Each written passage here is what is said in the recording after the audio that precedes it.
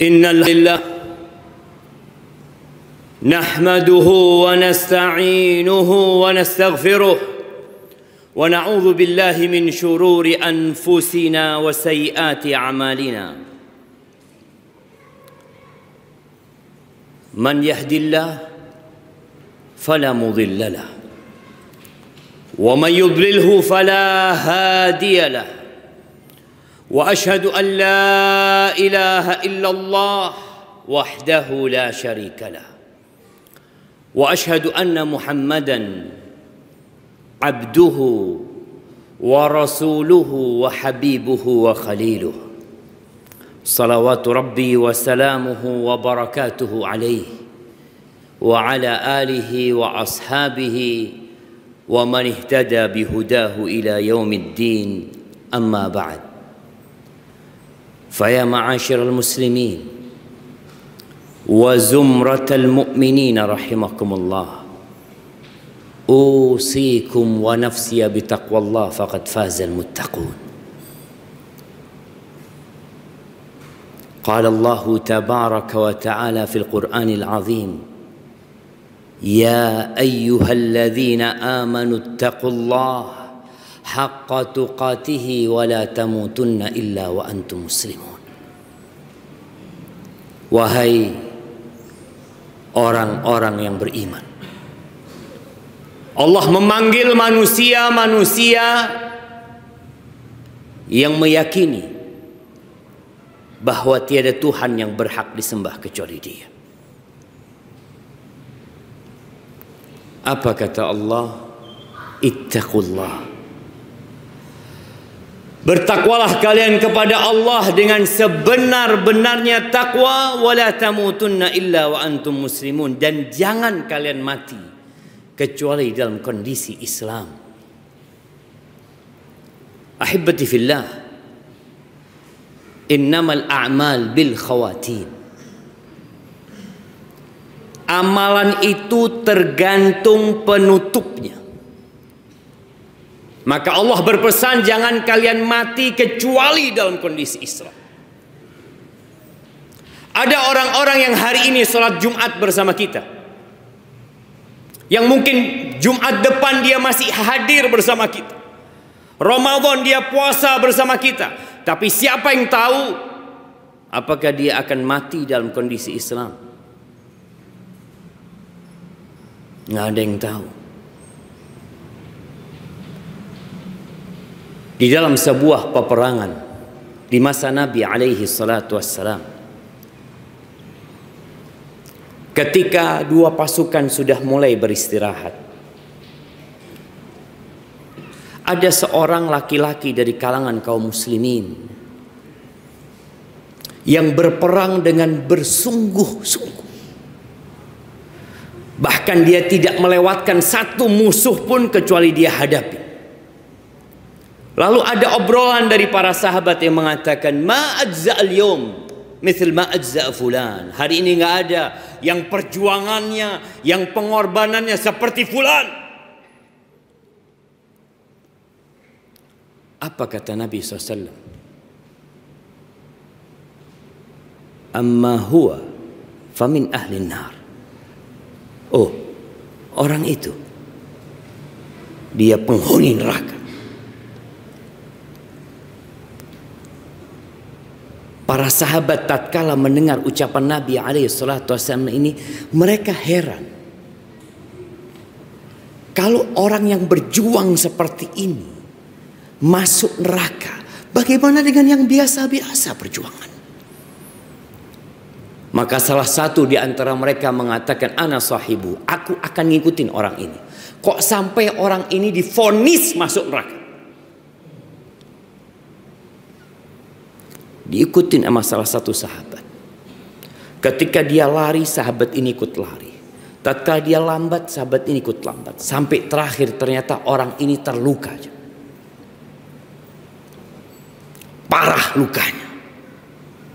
Dan dia nggak sabar menghadapi pedihnya luka tersebut.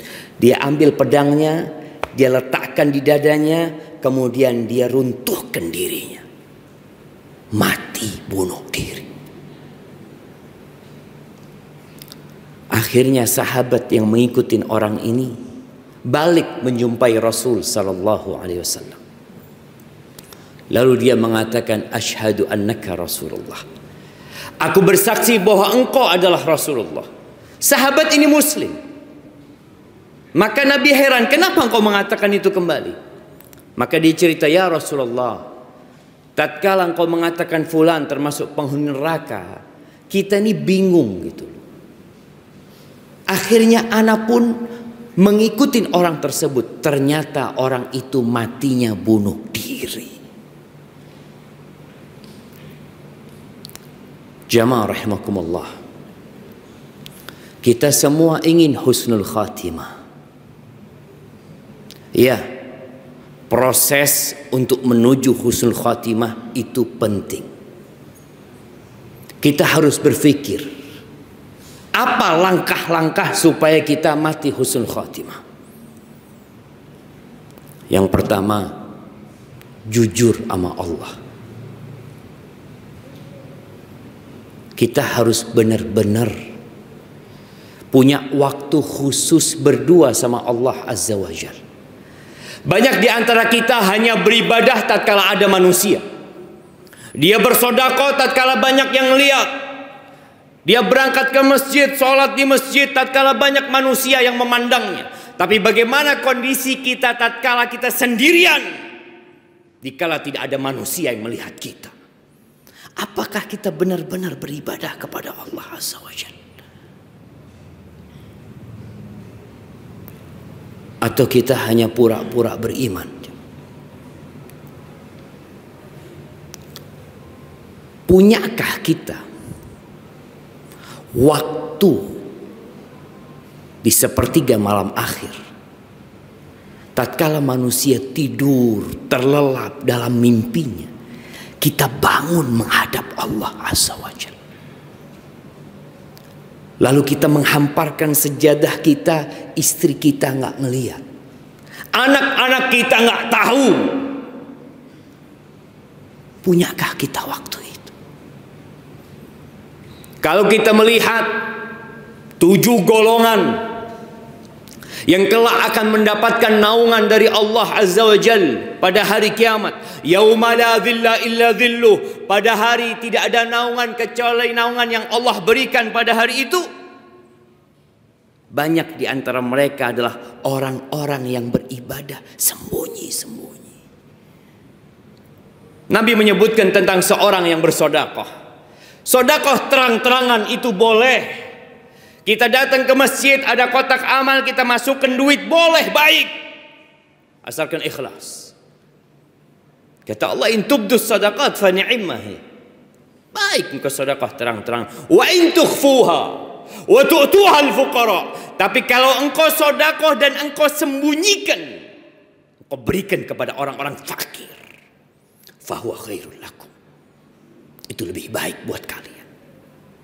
Untuk membuktikan kita benar-benar beriman kepada Allah dan kita tidak main-main. Maka disebutkan dalam hadis itu, wa rajulun tasaddaqa bi sadaqatin fa akhfaha, dan seorang yang bersedekah dengan sebuah sedekah yang dia sembunyikan, hatta la ta'lamu shimaluhu ma tunfiqu yaminu, sampai tangan kirinya tidak tahu apa yang diinfakkan dengan tangan kanan. Kita punya amalan yang tersembunyi, jemaah, atau amalan kita semua terang-terang? Dan Nabi juga menyebutkan di antara 7 golongan itu alaihi salatu wassalam, wa rajulun dzakarallaha khalian fafadat ainah, dan seorang yang mengingat Allah sendirian lalu air matanya menetes. Mungkin sebagian kita pernah menangis karena sedih ditinggal orang-orang yang dicintai, menangis karena nasib yang buruk mungkin. Tapi pernahkah kita punya air mata yang kita teteskan karena takut sama Allah Azza wa Jalla? Atau semua tangisan